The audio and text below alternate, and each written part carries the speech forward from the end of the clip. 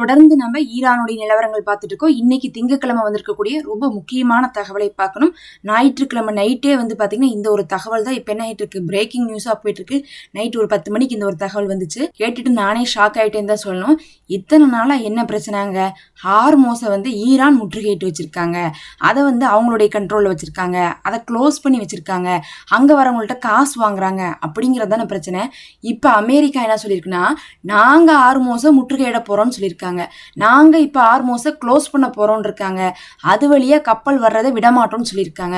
Already இருக்கிற பிரச்சனையை முறியடிக்க போறோம் தான் என்ன பண்ணாங்க இவங்க. அப்பப்ப வந்து நாங்க ஹார்மோஸை வந்து திறக்கறதுக்கு உதவி செய்யுங்கன்னு சொல்லிட்டு நேட்டோவை கூப்பிட்டாங்க.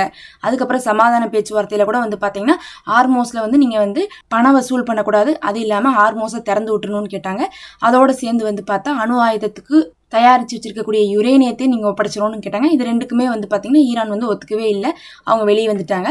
இந்த நிலைமையில வந்து அமெரிக்கா என்ன சொல்லியிருக்காங்க, நாங்களே போய் ஹார்மோஸை முற்றுகையிட போகிறோம், எங்களுடைய போர்க்கப்பலை நிறுத்தி வச்சு அது வழியாக வரக்கூடிய கப்பலை நாங்களே தாக்குவோன்னு இருக்காங்க. இதனால இன்னைக்கு என்ன ஆகுது, எண்ணெய் விலை வந்து கிடுக்கிடுன்னு ஏறி தான் போயிருக்கு. அமெரிக்காவை பொறுத்தளவுக்கு எண்ணெய் விலையை குறைக்கணும்னு சொல்றாங்க. அதே சமயத்தில் இப்படி ஒரு அறிவிப்பை கொடுத்து என்ன பண்ணியிருக்காங்க, எண்ணெய் விலையை வந்து ஏற்றி வச்சிருக்காங்க. இந்த சமாதானம் வந்தபோது திடீர்னு வந்து 110 80 வந்துச்சு. இப்போ மறுபடியும் வந்து சமாதானம் ஃபெயிலியர் அப்படின்னுமே 100 தாண்டி போயிட்டு இருக்கு.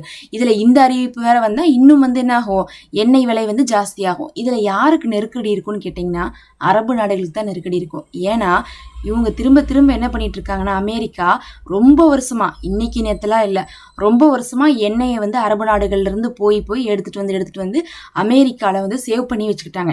இங்கெல்லாம் நம்மலாம் வந்து பாத்தீங்கன்னா எண்ணெய் வந்து இல்லைன்னா ஒரு 24 நாள், ஒரு 28 நாள், ஒரு 2 மாசம் அவ்வளவுதான் நம்மளால வந்து ஸ்டாக் வந்து வச்சிருக்க முடியும். நம்ம நாட்டு மக்களுக்கே அவ்வளவுதான் நம்ம ஸ்டாக் வச்சிருப்போம். ஆனா அமெரிக்கா எவ்வளவு ஸ்டாக் வச்சிருக்காங்கன்னு பார்த்தா வருஷக்கணக்கா பயன்படுத்தக்கூடிய அளவுக்கு எண்ணெயை வந்து ஸ்டாக் வச்சிருக்காங்க. பத்தாவதுக்கு மற்ற நாடுகளுக்கு விற்கிற அளவுக்கு ஸ்டாக் வச்சிருக்காங்க. இப்போ அதை தான் வந்து ட்ரம்ப் என்ன சொல்லியிருந்தாரு நேற்று, எங்கள்கிட்ட இருக்கக்கூடிய ஆயில் வந்து ஸ்வீட்டஸ்ட் ஆயில், அதை வாங்கறதுக்கு பல எம்டி டேங்க்ஸ் வந்து இப்போ அமெரிக்காவை நோக்கி வருதுன்னு சொன்னாங்க. அப்போ ஹார்மோஸை இழுத்து மூடி வச்சுட்டு அது வழியா போகாம அங்கிருந்து எண்ணெய் எடுக்காம இவங்கள்ட்ட வந்து அமெரிக்காட்டிருந்து எண்ணெய் எடுத்துட்டு போனா என்ன ஆகும், அமெரிக்காவுக்கு நல்ல வருவாய் வரும். அப்போ அரபு நாடுகளுக்கு என்ன ஆகும், ஒன்றுமே ஆகாது. அரபு நாடுகள் வந்து பார்த்தீங்கன்னா அந்த காசை வச்சு தான் வந்து பொழைச்சிட்டு இருக்காங்க. எண்ணெயே வந்து விநியோகம் பண்ண முடியலைங்கும் போது அவர்களுக்கு பெரிய நஷ்டம் தான். இத்தனை நாள் அரபு நாடுகள் அமெரிக்காவுக்கு சப்போர்ட் பண்ணதுக்கும் எண்ணெய் கொடுத்ததுக்கும் இன்னைக்கு அவங்களுக்கு தான் வந்து பார்த்தீங்கன்னா பெரும் கஷ்டத்தை வந்து சந்திச்சுட்டு இருக்காங்க. இதுக்கு தான் ஈரான் சொல்றாங்க, அவங்கள முதல்ல துரத்தி விடுங்க, அவங்கள துரத்தி விட்டு நம்ம ஏரியாவை நாம கண்ட்ரோல் பண்ணுவோம், நம்ம எல்லாரும் பிஸ்னஸ் பண்ணலாம் அப்படின்னு தான் கூப்பிடுறாங்க. இருந்தாலும் இந்த சவுதி போன்ற எந்த அரபு நாடுகளுமே வந்து ஈரானோடு இணையாததின் காரணமாக இப்போ அமெரிக்காவே என்ன பண்ண போகுது, அரபு நாடுகளை பெரும் நெருக்கடியில தள்ள போறாங்க. அடுத்து நேத்து வந்து பத்திரிகையாளர் கேட்டிருக்காரு, நீங்க வந்து ஹார்மோஸ்ல வந்து 2 போர்க்கப்பல் நுழைஞ்சிருச்சு, அங்க இருக்கக்கூடிய கன்னி வெடியில அகற்றிட்டு இருக்கீங்கன்னு சொல்றீங்க. ஆனா ஈரான் வெளியிட்டு இருக்காங்க வீடியோ. அந்த வீடியோல வந்து பார்க்கும்போது ஹார்மோஸ் கிட்ட போகும்போதே அவங்க ஒரு வார்னிங் கொடுக்குறாங்க. வார்னிங் கொடுத்தனுமே போர்க்கப்பல் திரும்பி தானே வந்திருக்குது அப்படிங்கக்கூடிய கேள்வி கேட்டிருக்காங்க. ஏன்னா வந்து அமெரிக்கா நேற்று பூரா வந்து நாங்கள் 2 போர்க்கப்பலை அனுப்பிட்டோம், அனுப்பின இடத்துல வந்து போய் கன்னி வெடிகள்லாம் அகற்றிட்டு இருக்கிறோம், இனி வந்து பார்த்தா ஹார்மோஸ் எங்க கண்ட்ரோல்டாங்க. ஆனால் கடைசியில் பார்த்தா ஈரான்காரங்க வந்து அவங்கள உள்ள கூட உள்ள, அவங்க வரும்போதே மிரட்டணும் பயந்துட்டு என்ன பண்ணியிருக்காங்க, போர்க்கப்பலை திருப்பிட்டு போயிருக்காங்க. அதை வேற இன்னைக்கு வீடியோவை ரிலீஸ் பண்ணியிருக்காங்க. அதுக்கு பிறகு வந்து கேட்குறாங்க, நீங்கள் ஹார்மோஸ் திறந்து தான் இருக்குது, இப்போவே அமெரிக்கா கண்ட்ரோலில் தான் இருக்குன்னு சொல்கிறீங்களே, ஆனால் அப்படி எதுவும் தெரியலையே, ஈரானுடைய கண்ட்ரோலில் தானே இருக்குது, ஈரான் க்ளோஸ் பண்ணி தானே வச்சுருக்காங்க, நேற்று கூட ஷிப் போச்சு, ஆனால் ஈரான்கிட்ட காசு கொடுத்து தானே போச்சு, யார் சொன்னா உங்களுக்கு, அப்படிலாம் கிடையாது அப்படின்ட்டு இருக்காங்க. NBC நியூஸ்ல சொன்னாங்க அப்படின்னு சொல்லிட்டு அந்த ஊடகவியலாளர் சொல்றாரு. உடனே வந்து ட்ரம்ப் கொந்தளிச்சு அதெல்லாம் ஃபேக் நியூஸ், நம்பாதீங்க, எங்களை பத்தி நீங்க என்ன நினைச்சிட்டு இருக்கீங்க, நாங்க எவ்வளவு பெரிய வெற்றியை வந்து இந்த போர்ல அடைஞ்சிருக்கோம் தெரியுமா, நாங்க நினைச்சோம்னா ஒரே நாள்ல ஈரானை அழிச்சிட முடியும் அப்படின்னு இருக்காங்க. 40 நாளா போர் செஞ்சே இவங்க அழிக்க முடியல, அப்படி ஒரே நாள்ல அழிக்க முடிஞ்சா இவங்க எதுக்கு சமாதானத்துக்கு போக போறாங்கிறது நமக்கு தெரியும். ஆனா வந்து ஒரே நாள்ல அழிப்போன்னு இருக்காரு. அழிப்போன்னு சொன்னது மட்டும் இல்லாம நாங்க அவங்களுடைய வான்படையை அழிச்சிட்டோம், கடற்படையை அழிச்சிட்டோம், அவங்களுடைய தலைவர்களையெல்லாம் அழிச்சிட்டோம், நீங்க வேணா போய் ஆயத்துல்லா கொமேனிட்ட கேட்டு பாருங்க எப்படி அவங்களுடைய லீடர்ஸ்லாம் நாங்கள் அழிச்சோம் அப்படின்னு இருக்காரு. அவரே இறந்து போயிட்டாரு. அவர்கிட்ட போய் கேட்டுட்டு வாங்கன்னா என்ன சொல்றாரு, நம்மளையும் வந்து சாவ சொல்றாரான்னு தெரியல. அவர்கிட்ட போய் கேட்டுட்டு வரதாமா எப்படி இவங்க வந்து தாக்குனாங்கன்னு சொல்லிட்டு. இப்போ கூட நாங்கள் நினச்சோம்னா ஒரே நாளில் அவங்களுடைய அணு ஆயுதம் இருக்கக்கூடிய இடத்தையும் அதுக்கப்புறம் அவங்களுடைய இண்டஸ்ட்ரியல் பிளேசஸ், அவங்களுடைய ஆயில் மெஷினரிஸ், ஃபேக்ட்ரிஸ் எல்லாத்தையும் ஒரே நாளில் நாங்கள் அட்டாக் பண்ணுவோம் அப்படின்னு இருக்காரு. அன்னைக்கு சொன்னார் நாங்கள் சிவிலைசேஷனே இல்லாமல் பண்ணிடுவோம்டாங்க. இன்னைக்கு சொல்லியிருக்காரு ஒரே நாளில் எல்லாத்தையும் அட்டாக் பண்ணி ஈரான்ட்டு ஒன்று இல்லாமே பண்ணிடுவோன்னு இருக்காரு. ஒருவேளை இவர் அணு ஆயுதம் போட போகிறத பற்றி தான் சொல்கிறாரான்னு தெரியல. அணு ஆயுதம் போட்டால் மட்டும்தான் ஒரே நாளில் இல்லாமல் போகும். அப்படி கூட போட முடியுமான்னு கேட்டிங்கன்னா இவங்களால அப்படி போட முடியாது. ஏன்னா அங்கே அணு ஆயுதம் இருக்குதுன்னு சொல்லி தான் இந்த போறவே ஆரம்பிச்சிருக்காங்க. அதுக்கப்புறம் இவங்க போய் அணு ஆயுதத்தை போட முடியுமா? அப்படியும் போடக்கூடிய ஆளுக தான் இவங்க. ஏன்னா இவங்களை தட்டி கேட்கறதுக்கு இந்த உலகத்தில் ஆளே இல்லை. இருந்தாலும் அணு ஆயுதத்தை போட மாட்டாங்கன்ட்டு பலரும் நம்புறாங்க. வேணும்னா இவர் சொன்ன மாதிரி என்ன பண்ணுவார், தாக்குதல் நிறைய பண்ணுறதுக்கு வாய்ப்பு இருக்குது. இப்போ நிலைமை எப்படி இருக்குன்னு பார்த்தா ஈரான் சொல்லிட்டாங்க எங்களுக்கு அவங்க மேலே அந்த நம்பிக்கையே போச்சு. வேணும்னா என்ன பண்ணலாம், புட்டினை அழைக்கிறாங்க. பெசக்சியான் அவர்கள் என்ன சொல்கிறாருன்னா, நீங்கள் நடுவில் வாங்க, ரஷ்யா எங்களுக்கு சமாதானம் பேசுவீங்க. அப்போ அவங்க வாக்கு மீறினாங்கன்னா நீங்கள் என்ன பண்ணுங்க, அதுக்கு சரியான சொல்யூஷன் சொல்லுங்க அப்படின்னு கூப்பிட்டுருக்காங்க. அப்போ நடுவில் பாகிஸ்தான் இருக்கிறது சரிப்பட்டு வராதுங்கிறதுனால தான் இவங்க என்ன பண்ணியிருக்காங்க, புட்டின், சைனா இந்த மாதிரி கூப்பிடுறாங்க. அப்போ அமெரிக்கா எங்களுடைய நம்பிக்கை இழந்துருச்சு. அவங்க பேசுகிறதே பார்த்தீங்கன்னா ஒரு நல்ல நெகோசியேஷனாகவே இல்லைன்னு இருக்காங்க. சும்மா அத்துமீறி ஒரு பேட்டை ரவுடி மாதிரி பேசியிருக்காங்களோ தவிர ஒரு பொறுப்பாக பேசவே கிடையாது இவங்க. அதுலேயும் இப்போ ட்ரம்ப் என்ன சொல்லியிருக்காருன்னா, எங்களுடைய போர்க்கப்பல் மறுபடியும் வருதுன்னு இருக்காங்க ஆர்மோஸ்க்கு.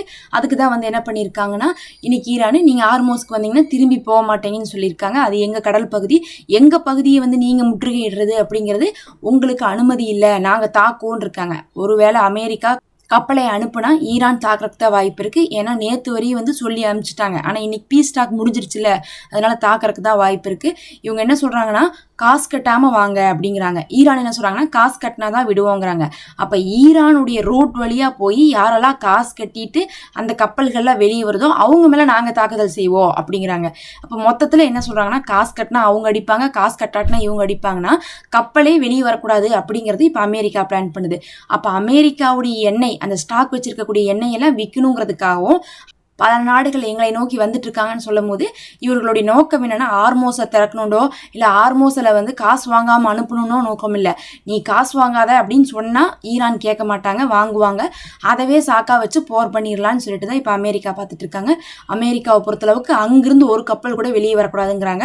இதில் ஒரு கவனத்துக்கு அங்கே தான் நம்மளுடைய இந்தியா கப்பல் என்ன ஆகிட்டு இருக்கு, வெளியே வந்துட்டு இருக்கு. இப்போ பார்த்தீங்கன்னா நமக்கு தேவையான கப்பல்லாம் அங்கிருந்து வந்துட்டு இருக்கும்போது அமெரிக்கா சொல்கிறாங்க, ஈரான்கிட்ட காசு கொடுத்து நீங்கள் வெளியே போனீங்கன்னா உங்களை நாங்கள் அடிப்போங்கிறாங்க. அப்போ ஈரான்கிட்ட காசு கொடுத்து தான் இதுவரையும் நமக்கு வந்துட்டு இருக்கு. அடுத்தது பார்த்தா அமெரிக்கா காசு கொடுத்து வெளியே வரக்கூடிய சைனா கப்பல், இந்தியா கப்பல்லாம் தாக்குதலுக்கு பயந்து என்ன பண்ண மாட்டாங்க, யாரும் காசும் கொடுக்க மாட்டாங்க, வெளியும் வர மாட்டாங்க, எல்லா கப்பலுமே அந்த ஏரியாவே விட்டுருவாங்க. இப்போ அதுக்கு தான் அமெரிக்கா பிளான் பண்ணிட்டு இருக்காங்க.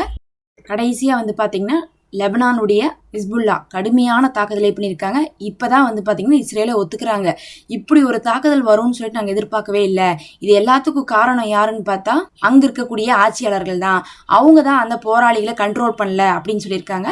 இதுவரை இவங்க நினச்சி கூட பார்க்கல. ஆனால் நேற்று பார்த்தீங்கன்னா ஒரு 8 நகரத்தின் மீது தாக்குதல் பண்ணியிருக்காங்க. 50 தாக்குதலுக்கு மேலே பண்ணியிருக்காங்க. ஹைஃபா, டெல்லவியூ, கிரியோட் செமோனா, ஏரன், டிபில் அப்படின்னு சொல்லக்கூடிய பல பகுதியின் மீது தாக்குதல் நடத்தப்பட்டிருக்குது. அங்கிருந்து வந்திருக்கக்கூடிய புகைப்படங்கள் தான். இங்கேயும் பார்த்தீங்கன்னா பல சேதங்கள் ஏற்பட்டிருக்கு. கொத்து குண்டுகளால் எந்த அளவுக்கு கஷ்டப்பட்டாங்களோ அந்த மாதிரியான சேதங்களை இப்போது மறுபடியும் இஸ்ரேல் தழுவிருக்காங்க. இப்போ என்ன சொல்லியிருக்காங்கன்னா, இஸ்ரேலில் இருக்கக்கூடிய பிரதமர் நெத்தன்யாகு, நாங்கள் வடக்கு இஸ்ரேல் மக்களுடைய பாதுகாப்பை உறுதிப்படுத்துறதுக்காக லெபனான் மேலே இன்னும் தாக்குதலை விரிவுபடுத்துகிறோம்னு சொல்லிட்டு அங்கே லெபனானை நோக்கி பல மக்களை தாக்கியிருக்காங்க. நேற்று கூட 35 பேர் இறந்திருக்காங்க. அங்கேயும் தாக்குதல் நடந்து கொண்டு தான் இருக்குது. பதிலுக்கு இஸ்ரேல் மேலேயும் கடுமையான தாக்குதலை ஹிஸ்புல்லா பண்ணியிருக்காங்க. அதுலேயும் பார்த்தா உள்ளே போன இராணுவத்தை ரத்வான் படை என்ன பண்ணியிருக்காங்க, நேரடியாக களமிறங்கி நிறைய இடத்துல துப்பாக்கி சூடு நடத்தியிருக்காங்க. இருந்தாலும் பல முனையிலிருந்து என்ன பண்ணியிருக்காங்க, இப்போது இஸ்ரேல் லெபனானுக்குள்ள நுழைஞ்சிட்டு இருக்காங்க. இதெல்லாம் பார்த்துட்டு இருந்த வடக்கு இஸ்ரேல் மக்கள் இதுக்கு மேலே நம்ம இங்கே இருக்கக்கூடாது, ஒரு வருஷமா ஹிஸ்புல்லா நம்மளை தாக்காமல் இருந்தாங்க, இப்போ தாக்க ஆரம்பிச்சிட்டாங்க, இந்த ஏரியா சேஃப் இல்லைன்னு சொல்லிட்டு லட்சக்கணக்கான மக்கள் என்ன ஆயிருக்காங்க, காலி செய்ய ஆரம்பிச்சிருக்காங்க அந்த ஏரியாவை. அதனால வடக்கு இஸ்ரேல் இப்போ என்ன இருக்குன்னா நம்பிக்கை இழந்திருக்கு. நெத்தனியாவுடைய பேச்செல்லாம் யாரும் கேட்கல, மக்களும் காலி செய்திருக்காங்க. அது இல்லாமல் பெரிய வீரர்கள் என்ன ஆகுறாங்கன்னா இப்போ மிஸ் ஆகுறாங்க அப்படிங்கிறாங்க. தரைவழிக்கு போனவங்களுடைய இன்ஃபர்மேஷனே கிடைக்க மாட்டேங்குது. இப்போ லெபனானுடைய இஸ்ரேலுடைய பிரச்சனை அப்படிங்கிறது இன்னும் பெருசாகி போய்கொண்டே இருக்கு.